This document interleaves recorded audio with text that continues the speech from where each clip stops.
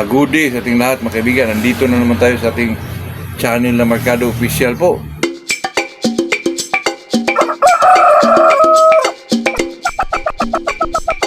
Shoutout muna tayo kay Jerry Bawiga at saka sa Bawiga family, si Gigi Sanchez, G. Castillo, Rome, Italy, G. Anacion, Pasig, si Rune Bantilan, Mark Lester Hura, Ilbert Mohado, at saka si Robert Mohado po. Magandang umaga sa ating lahat mga kaibigan. Good morning sa ating lahat po. Itong pag-usapan natin mga kaibigan ay naku po, ang dami ng tanong dito mga kaibigan, pero ngayon ko lang ito sinasagot kasi ngayon ko lang naisip rin mga kaibigan. Kailan ho ba lumalabas yung tinatawag nilang head-knocking po?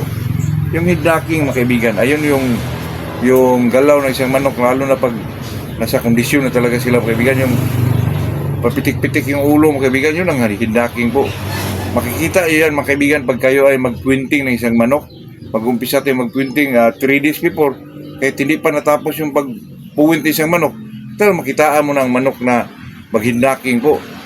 The best example dyan mga kaibigan, pag medyo puwinted na talaga ang manok, doon mo makita ang head-knocking mga kaibigan. Ibig sabihin, kondisyon na po isang manok po. At saka mga kaibigan, kung gusto niyo talaga makita kung ano ba talaga ang head-knocking, kung gusto niyo makita mga kaibigan, bigyan niyo ang manok niyo ng innerbone po. Wednesday, Thursday, Friday. Bigyan mo straight mga kaibigan, walang skip mga kaibigan, straight talaga. Wednesday, Thursday, Friday. Pagkatapos mga kaibigan, Saturday, pahinga po. Damugan mo, linisin. Kung gusto nyo lang makita mga kaibigan ba, kung gusto nyo lang masaksihan kung ano itong tinatawag na head-knocking po, hugasan nyo yung paa yung isang manok, at saka mo kaibigan sa gabi, ikulong mo po. Ikulong mo, makita mo yung kinabukasan mga kaibigan, mag-iba po yung ipot, medyo lumiliit po mga kaibigan, lumiliit na may puti sa dulo. Pagkita nyo yan mga kaibigan, pag Sunday sa kinabukasan po, doon kayo makikita mga kaibigan, obserbahan nyo po, kahit iganon nyo lang mga kaibigan, kaya makikita kayo ng mga ganun mga kaibigan, yung parang iwisik yung mukha nila po, parang silang sinisipon mga kaibigan. Yun ang tinatawag na head-knocking po. Ibig sabihin doon ay medyo pointed na yung manok mo. Depende na lang kung paano mo pinipuwint mga kaibigan, pero sa akin dyan talagang pointed na po. Makitaan mo siyang manok mga kaibigan na medyo nag-head-knocking talaga, ilagay mo sa limber mga kaibigan, napakaliksi po, napakaliksi. Kung ibangga mo mga kaibigan, ako, lumalabas talaga yung power isang manok po. Kaya doon ko na anuhan mga kaibigan, pag mag-head-knocking isang manok mga kaibigan, may tendency na ang isang manok ay kondisyon na o puwinti na isang manok po. Yun lang mga kaibigan. At saka kung gusto nyo malaman, gusto nyo mapanood talaga kung ano yung head-knocking, bigyan nyo ng innerbone mga kaibigan sa Wednesday, Thursday, Friday. Tapos pagka Saturday mga kaibigan, sa gabi, ikulong nyo, hugasan nyo yung paa, damugan mo, tapos ilagay mo sa kulungan mga kaibigan. Sabado ng umaga po, tingnan nyo po, ganon nyo lang mga kaibigan, makita mo na ang head-knocking po. Totoo yan, ilagay nyo sa limber, napakaliksi po.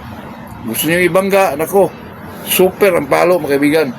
Yun lang po. Kaya sa akin mga kaibigan, yung sinasabi natin sa pobreng conditioning po, yung innerbone sa kabituin, talagang may mga palo talaga. Ito mga kaibigan ito ay sinasabi ko lang to kasi eager talaga kayo na makita yung head-knocking po.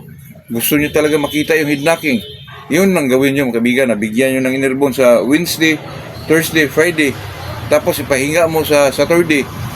Linisin mo yung mga paa, ilagay mo sa kulungan. Kinabukasan dyan mga kaibigan, Sunday, makita nyo po ang manok mga kaibigan. Mag-head-knocking po yun. At saka ilimber nyo, napakaliksi. Kung gusto nyo ibangga nyo. Super mga palo po. Ito naman sa atin mga kaibigan, hindi naman tayo nagbinot-bot po. Talagang totoo yung sinasabi natin. Kasi gusto nyo makita ang head-knocking po, yun ang gawin nyo mga kaibigan. Ito yung experience ko. Pag hindi lumalabas mga kaibigan, imposible po yun. Kasi talagang experience ko yan. Kasi may ibas talaga. Ang dami na nagtanong dito mga kaibigan, paano daw makita. Ngayon ko lang naisip mga kaibigan na pag binigyan mo innerbone yan for 3 days, pahinga ng isang araw, kinabukasan po, nako, mag-head-knocking ang manok niyan mga kaibigan, totoo yan. dati nga mga kaibigan, yung yung Innerbone at saka B12, walang escape po. Diretso lang, Innerbone, B12, hanggang sa 2 weeks. Nako, yung mukha na isang manok mga kaibigan, ako nangingitim po. Nangingitim siguro sa tama yun mga kaibigan.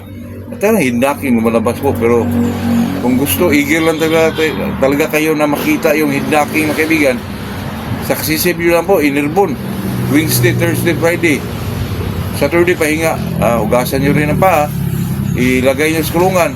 Sunday, mga kaibigan, asahan nyo po, makita nyo talaga yung tinatawag na hidnaking po. Yun lang po, kaibigan. Yun lang ating ma-share sa araw na to. Good morning sa ating lahat po.